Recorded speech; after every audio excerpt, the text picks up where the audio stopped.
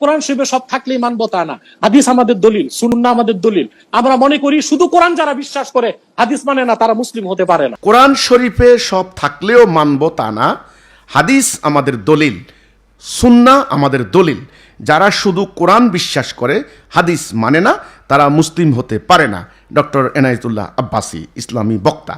আসলে আপনি এটা আমাকে প্রশ্ন করেছেন, আমি জানি না উনি এই কথাটা বলেছেন কিনা হুবহু, আমি জানি না। এনায়েতুল্লাহ আব্বাসী বলেছেন কিনা আমি জানি না।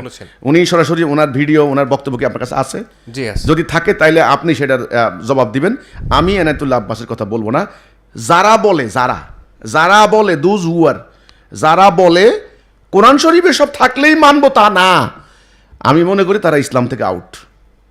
তো কোরআন হচ্ছে আমাদের ভিত্তি, স্পষ্ট হাদিস।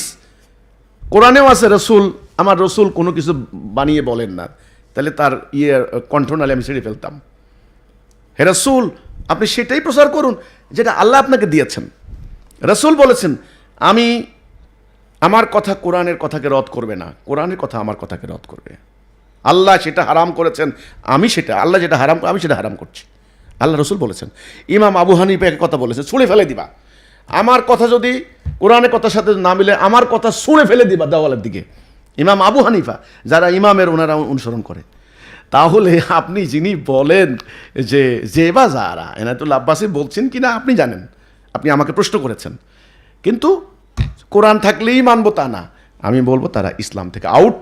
তারা কোরআনের বিরুদ্ধ একটা ইসলাম নিয়ে তারা দাঁড়িয়েছে, এই জন্য তারা কোনোদিন হিসাব মিলাতে পারবেন না। তো এখন কোরআনটা কে বলবে? এখন আমারে তো তুচ্ছ তাচ্ছিল্য করছে, আমাকে তো থোড়াই কেয়ার, পাত্তাই দিচ্ছে না। এই লোক মাদ্রাসা পড়ে নাই, ইসলামের কি বুঝবি তুই করে? আমার তো কোনো মান সম্মানের প্রশ্ন আসে না। আমি ওদের কাছে মান সম্মান আশাও করি না। এত অসভ্য, এত বেয়াদব। আমার ছেলেরও ছোট হবে অন্তত 5 বছরের, সেই বাচ্চা পোলাপাইন থুতনিতে পশম কটা গজাইছে, এই জায়গায় কয়টা পশম। আপনি ছোটোবেলা থেকে যদি পশম না ফালান, সব বড় হবে। বাচ্চা 17-18 বছরের পোলাপাইন কি অশ্লীল গালাগালি আমার নাম ধরে ফেসবুকে, এগুলো কে শিখাইছে? আমি তো আমার কোনো সদস্যকে এটা শেখাই না। আমার বাচ্চা যারা সদস্য, এগুলো আমি বলি না যে সাবধান, কাউকে গালি দিবা না, কোরআনে এটা নিষেধ, আল্লাহ নিষেধ। তো এরা তো কোরআনের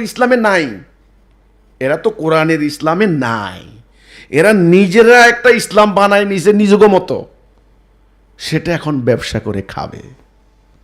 আর সেকুলাররা, বামরা, নাস্তিকরা বিভিন্ন টক শোতে এদেরকে ডেকে নিয়ে ইচ্ছা মতে তুলাধুনা করে ইঁদুর দাবলানির মতো দাবলাইয়া হাসে, মানুষের ট্রল করে।